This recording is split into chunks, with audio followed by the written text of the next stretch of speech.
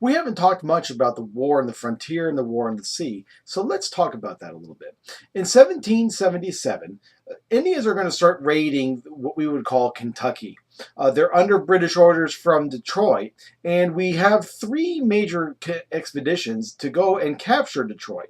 The first two fail, and the third is going to capture three British settlements in the Mississippi Valley. Basically, what this is going to do is once the United States goes to the negotiation table following the Battle of Yorktown, we're going to see that it's going to strengthen the American hands here. But on the sea, we have a different story. For example, we have, the British have the great advantage of the Royal Navy. It's the best navy in the world. It's the largest one, and the Americans can simply not compete with it.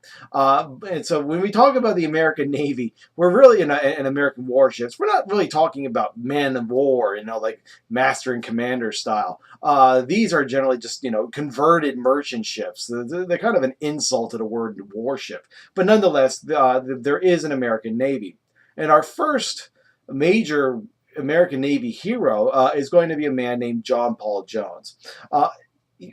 First of all, he's going to take the war to Britain. In 1778, he's going to sail across the Atlantic and start shelling coastal towns. So he's kind of a boogeyman of the British. I mean, they're not really that much of an effect on the war in general, but it definitely scares the bejesus out of British citizens. But the most famous action that he's going to be a part of is going to be the battle between his ship, the Bonhomme Richard, the good man Richard, versus the H.M.S. Serapis. During the battle, Jones is losing a lot of his men, a lot of his guns. And in fact, the British captain is going to ask him if he's going to surrender.